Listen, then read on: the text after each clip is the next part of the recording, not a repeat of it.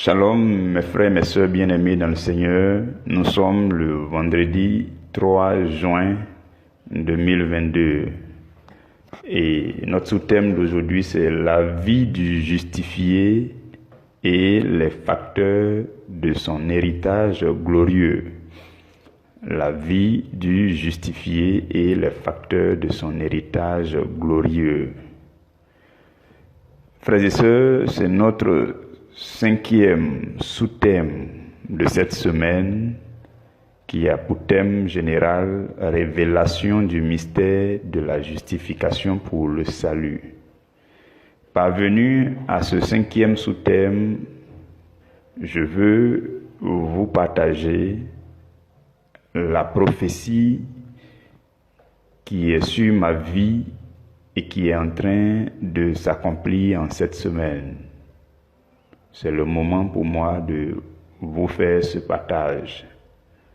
Cette prophétie se trouve dans Ézéchiel 3, versets 17 à 21. Ézéchiel 3, versets 17 à 21. Dieu dit, « Fils de l'homme », il dit, « Je t'établis comme sentinelle sur la maison d'Israël. Tu écouteras la parole qui sortira de ma bouche et tu les avertiras de ma part. Quand je dirai aux méchants, tu mourras, si tu ne l'avertis pas, si tu ne parles pas pour détourner le méchant de sa mauvaise voie et pour lui sauver la vie, ce méchant mourra dans son iniquité, et je te redemanderai son sang. Mais si tu avertis le méchant, et qu'il ne se détourne pas de sa méchanceté et de sa mauvaise voie, il mourra dans son iniquité, et toi, tu sauveras ton âme. Si un juste se détourne de sa justice et fait ce qui est mal, je mettrai devant lui un piège et il mourra parce que tu ne l'as pas averti. Il mourra dans son péché. On ne parlera plus de la justice qu'il avait pratiquée et je te demanderai son sang. Mais si tu avertis le juste de ne pas pécher et qu'il ne pêche pas, il vivra parce qu'il s'est laissé avertir. Et toi, tu sauveras ton âme. C'est la parole prophétique qui est en train de s'accomplir tout au long de cette semaine. Pendant que vous m'entendez, vous comprenez que je suis en train de libérer le message du Seigneur, non seulement à l'endroit de ceux qui étaient méchants envers le Seigneur, ceux qui ont péché contre le Seigneur. Et le Seigneur, dans sa bonté infinie et dans son désir de sauver leur âme, il envoie une sentinelle. Vous comprenez? Et la sentinelle fait sa part. La sentinelle libère. Elle prêche pour avertir le pécheur. Et si malgré tout le pécheur continue dans sa voie, Dieu dit, il va mourir, mais toi, tu seras libre de son sang. Mais si tu ne l'avais pas averti, alors j'allais te redemander son sang parce que je t'ai établi là pour que tu les avertisses, pour que tu reçoives les avertissements venant de moi, Dieu, pour que tu leur donnes cela et qu'ils se relèvent et qu'ils soient sauvés. Vous comprenez cela? C'est ce que Dieu est en train d'accomplir cette semaine. Et il dit, si en écoutant cet avertissement, il se ressaisit, il se détourne de ses péchés promptement, il dit, je vais le sauver et toi, tu vas aussi sauver ton âme parce que tu l'as averti et il a été sauvé.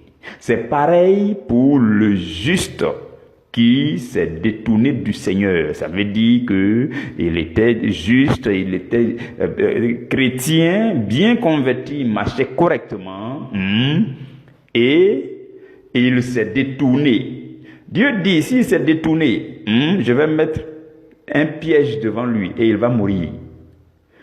Mais si tu l'avertis et qu'il se ressaisit, alors il sera sauvé et toi, tu seras quitte.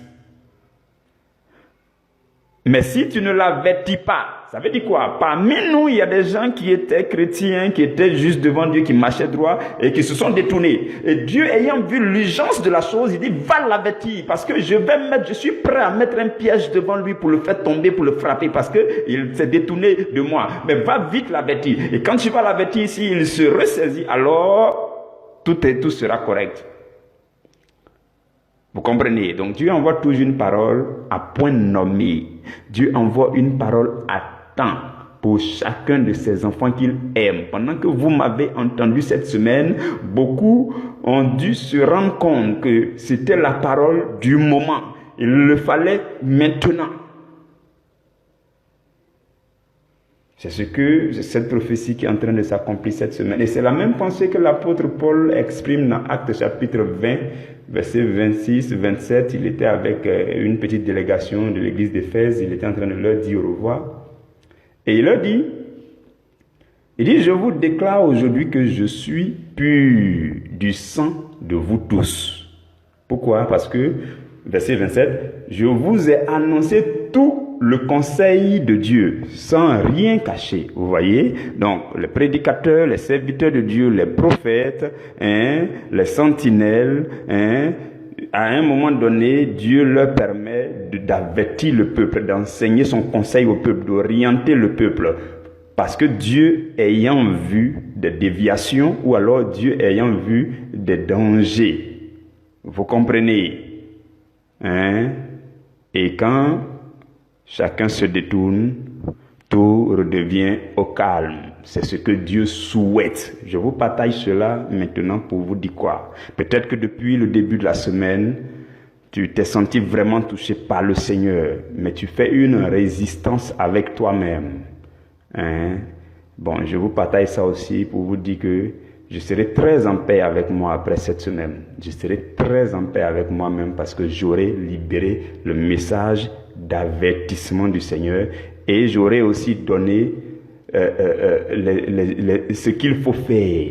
J'ai donné plein de détails selon le Seigneur, ce qu'il convient de faire, les résolutions à prendre, comment se repentir, comment y aller pas à pas, comment prolonger un temps de jeûne pour y arriver. Tous ces détails vous avez eu, on appelle ça le conseil de Dieu. Paul dit, je vous ai annoncé tout le conseil de Dieu. Vous voyez? C'est ce que Dieu est en train de faire. Et il est vrai quand même que les enseignements de cette semaine sont en train de faire un bien amer à beaucoup de personnes. Mais le Seigneur Jésus dit, parce que je vous ai dit, il a fini de parler à ses disciples dans Jean 16, et au verset 6, il dit, mais parce que je vous ai dit ces choses, la tristesse a rempli votre cœur. Donc après de tels avertissements, de telles révélations, de telles interpellations, la tristesse peut remplir le cœur. C'est normal. Mais Paul dit dans 2 Corinthiens 7, 10, il dit la tristesse selon Dieu produit une repentance à salut, dont on ne se repent jamais. Tandis que la tristesse du monde produit la mort. Tous les sujets de tristesse selon le monde, ça conduit à la mort. Vous comprenez? Mais ce sujet de tristesse selon Dieu, qui consiste à avertir un pécheur, un méchant, pour lui dire, voici les dangers que tu es en train d'accourir, les dangers que tu es en train de risquer. Voici, détaillé, selon Dieu. Ça apporte la tristesse, mais on appelle ça la tristesse qui conduit à la repentance, à salut. Et dans le verset 9 de 2 Corinthiens 7, là, Paul dit, Je me réjouis à cette heure. Non pas de ce que vous ayez été attristé, non. Mais de ce que votre tristesse vous a conduit à la repentance. Vous comprenez cela? Voilà pourquoi tantôt tout à l'heure je disais que je me sentirai très en paix en cette semaine quand on va clôturer ça demain. Vous comprenez? Frères et sœurs, on va commencer notre sous-thème de ce jour. Père Saint, merci encore pour ta présence qui a déjà pris place dans cette atmosphère spirituelle où je me tiens et là où mes frères et mes sœurs se tiennent aussi en suivant ce message.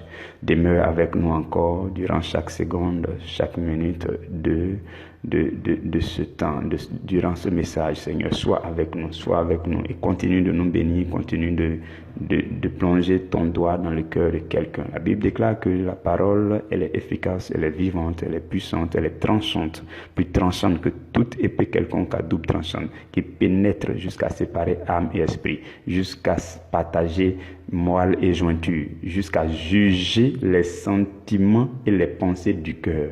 Seigneur, toi qui as commencé à juger nos sentiments, nos pensées tout au long de cette semaine pour nous conduire à la repentance, nous te sommes reconnaissants pour ce bien formidable que tu nous fais, pour toutes ces voies, tous ces exercices pratiques, tous ces moyens, toutes ces résolutions, ces manières de faire, les manières de procéder, tout ce que tu nous enseignes en cette semaine, nous te sommes encore reconnaissants. Merci de ce que tu te soucies hautement et grandement de notre sainteté. Béni sois-tu, Seigneur, au nom de Jésus. Amen. Donc aujourd'hui, nous allons voir la vie du justifié. La vie, pourquoi on dit la vie du justifié? Justifié, déjà, ça veut dire qu'il est déjà passé par la justification, il a été déclaré juste. Maintenant, comme il continue de vivre dans ce monde, il convient davantage de parler encore de sa vie par la suite. Voilà pourquoi on dit la vie du justifié. Et la suite du sous-thème dit et les facteurs de son héritage glorieux. Donc par la suite, comment est-ce qu'on peut entrer dans notre héritage, ainsi de suite. Comment cette nouveauté de vie-là peut nous aider à rentrer dans notre héritage glorieux, à saisir nos promesses. C'est de ça que nous allons parler aujourd'hui. Commençons par lire dans 1 Corinthiens 9, 20 à 23. Nous allons analyser un peu les actes, les œuvres, les actions que nous devons faire lorsque nous avons été déclarés justes, qu'est-ce qu'il convient de faire par la suite, ainsi de suite. Nous allons voir encore cela aujourd'hui. Paul dit, à partir du verset 20, 1 Corinthiens 9, 20, 23, il dit, avec les Juifs, j'ai été comme Juif, afin de gagner les Juifs. Vous voyez, il a un objectif derrière sa tête maintenant. Depuis qu'il a été justifié, il a un objectif derrière sa tête. Suivez très bien ce texte-là, c'est très beau. Il dit, avec les Juifs, j'ai été comme Juif, afin de gagner les Juifs.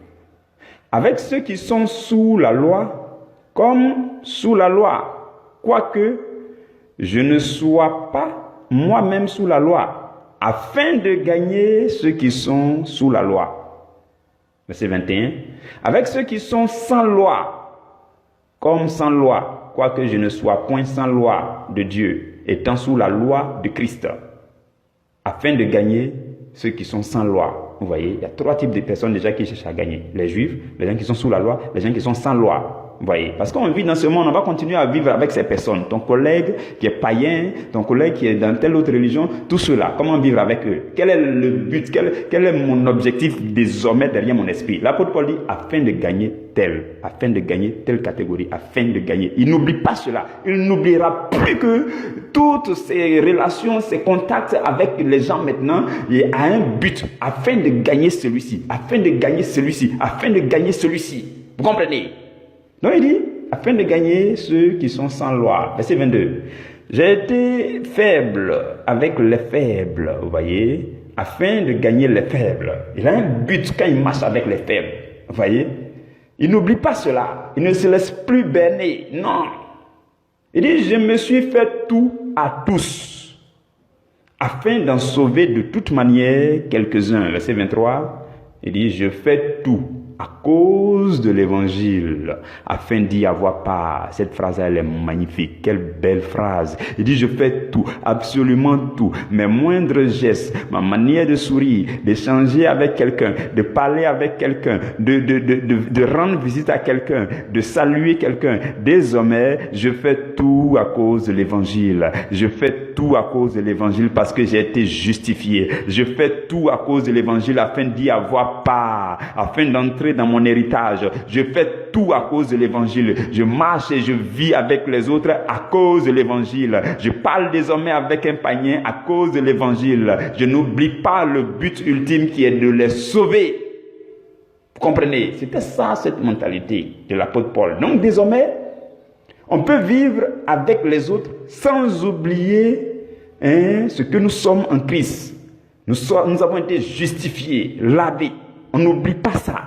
On ne l'oublie pas à aucun moment. On peut vivre avec ceux qui sont sous d'autres lois. Sans toutefois oublier que nous sommes sous la loi de Christ. Et la loi de Christ, c'est la loi de la foi. Vous voyez? Donc, on peut encore vivre en paix avec les non-croyants, mais sans oublier nos principes de vie chrétienne. Non, je n'oublie plus cela. Je ne rentre pas dans les causeries bizarres. Je ne donne pas mon opinion douteuse par rapport à telle ou telle chose. Ou bien je n'exprime pas une incrédulité là-bas parce que les gens sont en train de causer de telles. Non, je n'oublie pas mes principes de la vie chrétienne. On peut vivre même avec les pécheurs, avoir un collègue qui est pécheur, avoir un voisin qui est pécheur, on peut vivre avec eux, sans oublier nos principes et sans nous faire avoir. Paul dit dans 1 Corinthiens 6, 12, il dit, tout m'est permis, parce que je suis encore vivant sur la terre, c'est vrai, il faut que je sorte, il faut que je mange, je dois aller d'en face, je dois sortir, je dois aller ici, aller au marché, rencontrer les gens, je peux faire tout cela. Tout m'est permis, mais tout n'est pas utile. Et c'est la dernière phrase qui m'intéresse. Il dit, tout m'est permis, mais je ne me laisserai asservir par quoi que ce soit. Non. Voici une parole ferme. Je veux que vous commenciez à parler comme ça à compter d'aujourd'hui, s'il vous plaît. Commencez à avoir cette hardiesse-là. Je ne me laisserai asservir par quoi que ce soit dans ce monde. Non. Satan ne m'aura plus, Satan ne m'aura plus, Satan ne m'aura plus. Je pense qu'il y a certains d'entre nous qui doivent répéter cette phrase-là au moins 50 fois pour être remplis de cette fermeté-là. Satan ne m'aura plus, il ne m'aura plus, il ne m'aura plus. Je ne me laisserai plus asservir par quoi que ce soit. Et pendant que tu dis quoi que ce soit, tu penses à tout ce qui t'avait asservi avant. Et puis en le faisant, tu annules leur puissance. Je ne me laisserai plus asservir par quoi que ce soit. Au nom de Jésus, à compter d'aujourd'hui, je ne me laisserai plus asservir par quoi que ce soit. Tu ne m'auras pas, Satan. Au nom de Jésus, je suis rempli de sa force. Désormais, je sors et je reste attaché à mes principes de la vie chrétienne. Je n'oublie pas le Seigneur. J'ai foi en lui. Je marche avec lui. J'honore sa parole. Je vis selon sa parole. Même si je suis dans le monde, même si je vis avec les pécheurs, je serai en paix avec tout le monde. Mais je ne me laisserai asservir par quoi que ce soit. Nullement. C'est comme ça qu'on doit parler. Souvent, vous êtes trop faiblard devant les situations. Vous êtes trop calme là. Trop calme. Trop faible devant les situations.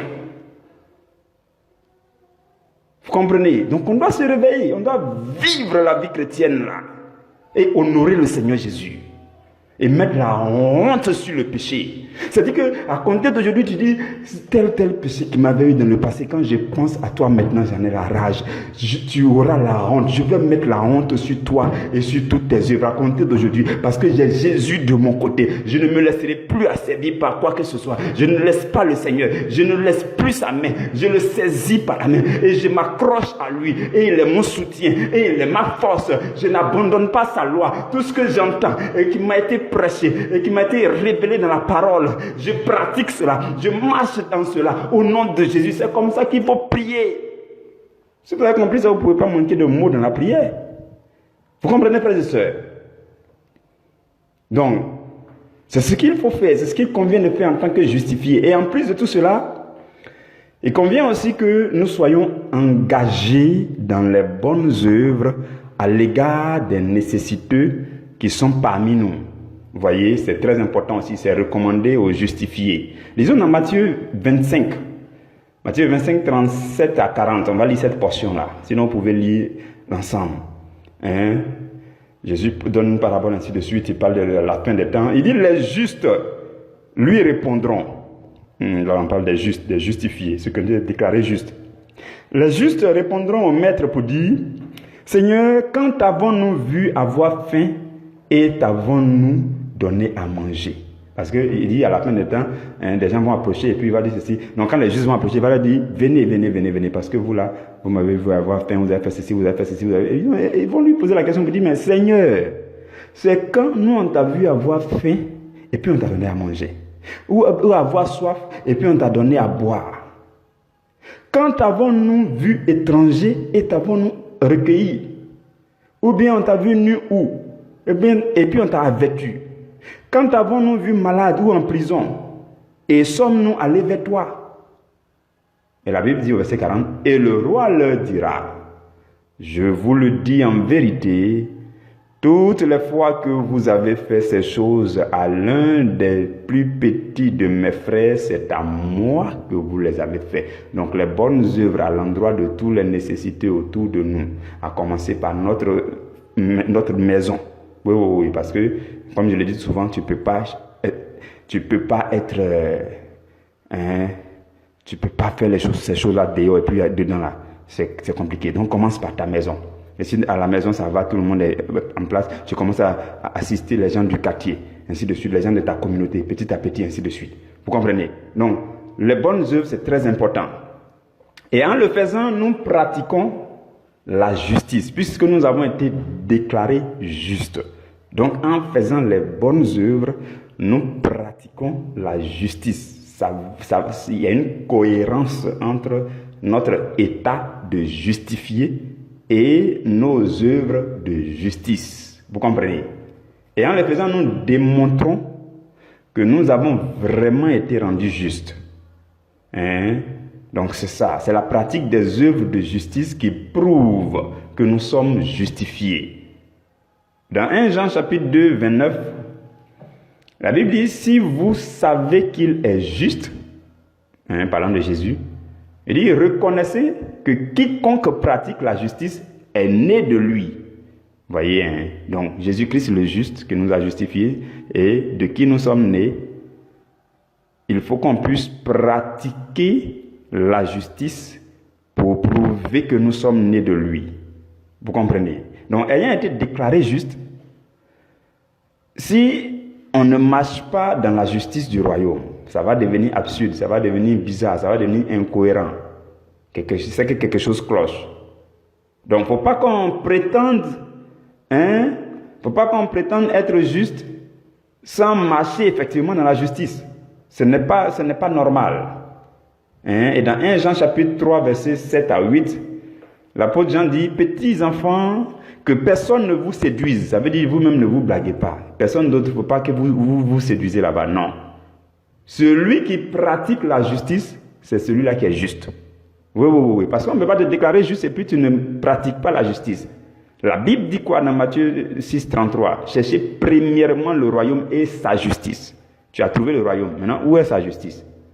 Maintenant, après la justice, c'est là que toutes choses vous seront données par surcroît. Et Jésus va dire dans Matthieu 5, 20, il dit, si votre justice ne surpasse celle des scribes et des pharisiens, vous ne pouvez entrer dans le royaume. Vous comprenez? Donc, notre justice doit surpasser la justice de ce monde. Vous avez compris? Donc, on doit pratiquer les œuvres justes. On doit pratiquer les choses justes. Et dans la suite de 1 Jean 3, verset 7, la Bible dit, comme lui-même est juste, nous devons pratiquer la justice. Verset 8, celui qui pêche est du diable, car le diable pêche dès le commencement. Le Fils de Dieu est apparu afin de détruire les œuvres du diable. Donc voici toutes ces œuvres que nous devons faire, ces actions que nous devons faire, et non seulement vivre dans ce monde-là, tout en restant attachés à nos principes, attachés au Seigneur Jésus, telle doit être notre vie désormais, mais aussi on doit faire les œuvres qui prouvent et qui démontrent effectivement que nous avons été déclarés justes, les œuvres de la justice. Donc, une autre chose, c'est que Nous avons été justifiés, n'est-ce pas? Nous avons été donc déclarés justes. Mais c'est quoi le but? On va se reporter un peu sur notre texte de base. Si vous vous souvenez, il y a un premier texte que j'ai lu au début, le lundi, et j'ai dit que c'est ce texte-là qui est le texte de base général pour toute la semaine. On va relire ça aujourd'hui. Romains chapitre 8, 29 à 30. La Bible dit, car ceux qu'il a connus d'avance, il les a aussi prédestinés à être semblables à l'image de son Fils, afin que son Fils soit le premier-né d'entre plusieurs frères. Verset 30. Et ceux qu'il a prédestinés, il les a aussi appelés. Et ceux qu'il a appelés, il les a aussi justifiés. Ceux qu'il a justifiés, il les a aussi glorifiés. Qu'est-ce que je veux nous faire ressortir? C'est que, après notre justification, Dieu veut qu'on continue à marcher dans une sanctification parce qu'il a pour but de nous glorifier, ou du moins de se glorifier en nous. C'est-à-dire, c'est l'étape de gloire là qui est là. Beaucoup ont mis la charrue avant les bœufs. Tu veux gloire, gloire, gloire, mais en réalité dans ta vie même, c'est bourré de péché. Tu vas voir gloire là comment? Vous comprenez? La gloire là, ça vient à la fin. Quand vous lisez le verset là, le texte là, la gloire est placée à la fin, c'est pas placé au début. Donc voilà pourquoi les gens peinent. Au lieu de se calmer, calme-toi et puis sois franc envers toi-même, confesse tes péchés. Le Seigneur va laver, prends les résolutions, marche dans une nouveauté de vie et pratique la sanctification continuelle. C'est là que Dieu va commencer à te glorifier. Parce que le verset dit, ceux qu'il a aussi appelés, il les a aussi justifiés. Et on dit ceux qu'il a justifiés, c'est là qu'il va les glorifier. Maintenant, ton niveau de gloire va dépendre de ton degré de sanctification continuelle. Vous comprenez? Le ciel va s'ouvrir de plus en plus largement. Petit à petit, ça s'ouvre largement. Au fur et à mesure que tu marches dans la sanctification continuelle. Donc, premier facteur qui nous conduit dans notre héritage glorieux, c'est la sanctification continuelle et croissante. Notez cela. N'oubliez aucun mot parmi ce qui est venu dire. Sanctification continuelle et croissante. Ça peut être continuel et puis ça arrête au même niveau. Tout ce qui est constant n'est pas croissant. On est d'accord dessus. Vous pouvez avoir une vie constante comme ça et puis vous faites presque les mêmes choses chaque jour. Non, mais ça c'est continuel, mais c'est constant. Mais il y a ce qui est continuel et puis croissant. Vous voyez, non? C'est-à-dire que chaque jour, là, non seulement ça continue, mais ça va de niveau en niveau, quoi. Ça augmente. C'est ça qu'on appelle sanctification continuelle et croissante. Et c'est là que le Seigneur va te glorifier davantage. C'est là que sa gloire va commencer Dieu va commencer à ouvrir le ciel petit à petit. Plus c'est croissant, plus le ciel s'ouvre petit à petit. Parce que tu es un terrain saint. Tu es une piste d'atterrissage de la grâce de Dieu. Et c'est une piste d'atterrissage qui a été sanctifiée, qui est propre, qui est digne d'être reçue. Aucun avion ne va atterrir dans les broussailles. Vous comprenez avec moi? Donc, l'avion atterrit sur une piste d'atterrissage qui est propre, nettoyée, propre, parce qu'il faut qu'on envoie les grâces là-bas. Donc, si tu es une adresse, un endroit, une piste d'atterrissage sanctifiée par le Seigneur, propre et qui se sanctifie davantage, qui craint le Seigneur, qui obéit au Seigneur. Il y a certains, souvent, ils se sentent obligés de dire, il faut que je commette le péché. En quelque sorte, c'est ce qu'ils disent en eux-mêmes. Mais j'ai raison de me fâcher, il faut qu'ils me fâchent un peu. C'est pas comme ça. Il faut craindre Dieu. Parce que la Bible dit, la colère n'accomplit pas la justice de Dieu. Il y a un verset comme ça, il sait que vous connaissez ce verset. La Bible dit, ne vous mettez pas en colère, parce que la colère n'accomplit pas la justice de Dieu. Donc, toi qui dis, tu as été justifié là, et qui dois marcher dans la justice de Dieu, la colère vient tout gâter. Vous avez compris ça? Donc, sanctification continuelle et progressive ou encore croissante. Ça, c'est le premier facteur. Et pour que cette sanctification soit continuelle, il y a deux autres facteurs qu'il faut tenir compte de ça. C'est la confiance au Seigneur. Frères et sœurs, c'est un avertissement et un conseil que je vous donne. Vous ne pourrez pas évoluer dans la sanctification de vos propres forces. Je préfère vous le dire maintenant. Le Seigneur m'a vraiment parlé sur ce sujet pour dire non. Si vous devez dépenser vos forces, dépensez-vous à vous confier à moi. Appliquez-vous à vous confier à moi dans la prière, dans les méditations, à tourner votre cœur vers moi. Même si on vous blesse dans le monde là-bas, les gens vous ont blessé, vous ont parlé mal, vous ont fait des méchancetés, ça vous a blessé, ça vous a déchiré, ça vous fait mal. Il dit, tournez seulement votre cœur vers moi. Confiez-vous à moi. Si vous devez dépenser une quelconque force, c'est la force pour vous confier en moi. Deuxième chose, se confier en Dieu et en son amour. Frères et sœurs, c'est important. Parce que c'est par la foi en Jésus que tu as été justifié, ce n'est pas par la loi. Et cette foi consiste à te confier toujours en Jésus. La foi et la confiance sont les mots qui vont ensemble. Donc, la confiance en Jésus. Deuxième chose, si nous voulons que notre sanctification soit continuelle et progressive, on doit pouvoir nous confier. C'est-à-dire que tu t'emploies, tu t'appliques à te confier à Jésus. Tout ce que tu peux. Il ne faut pas prendre de tes propres forces pour dire non. Vraiment. Non. C'est pas, tu ne vas pas y arriver tant que le Seigneur ne t'a pas soutenu. Voilà pourquoi il faut se confier à lui.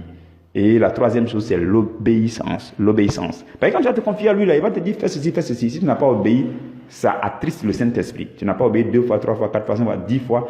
Tu risques d'éteindre le Saint-Esprit. La Bible n'attristez pas le Saint-Esprit. Et quelque part, on dit, n'éteignez pas l'Esprit de Dieu. Donc, pour ne pas attrister ni éteindre l'Esprit de Dieu, c'est l'obéissance qui fait que la gloire de Dieu augmente en nous. Vous comprenez? Donc, sanctification continuelle et progressive, la confiance totale en l'Éternel, le fait de nous confier en lui et en son amour, lui faire totalement confiance et demander son secours pour dire viens et accomplis en moi ton œuvre de sanctification de chaque jour. Si vous faites ce genre de prière-là, le Seigneur va vous interpeller à chaque fois.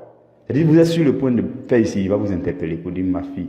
Ça sera même, vous allez sentir ça, vous allez vraiment sentir, il va vous envoyer tous les signaux. Peut-être que c'est ce jour-là que le berger a décidé de vous appeler, puis comme votre portable a sonné, c'est écrit berger. En même temps, l'atmosphère change quoi. Le Saint-Esprit remplit le coin et puis là, vous n'allez plus à ce péché. Alors que peut-être le berger me a trompé pour lancer ton numéro. Vous comprenez? Dieu est capable de nous envoyer tous les signaux pour nous faire freiner. Si on se confie en lui, si on lui dit oh Seigneur, au secours. Si tu dois pleurer, pleure pour demander le secours du Seigneur. Pleure pour te confier au Seigneur. S'il y a des forces à dépenser, dépense tes forces pour prier et puis dis Seigneur, je veux ton secours. C'est ce que le Seigneur nous recommande. Et deuxième chose, il va te secourir, mais il faut obéir. Parce que c'est vraiment bizarre que le Seigneur, tu sois sur le point de chuter, de tomber, et puis tu sais que Dieu ne veut pas que tu fasses. Tu as tous les signaux, tu aurais pu te retirer de là, et puis tu t'entêtes pour tomber dedans. Ça là, c'est grave. Mais quand tu te confies très bien au Seigneur, il ne te laissera pas faire ça. Vous comprenez donc, dépensons-nous à nous confier au Seigneur. Voici les 3 facteurs, il faut retenir ça s'il vous plaît. Et je vais nous lire Ésaïe 40, verset 29 et verset 31 pour soutenir ce que je suis en train de dire.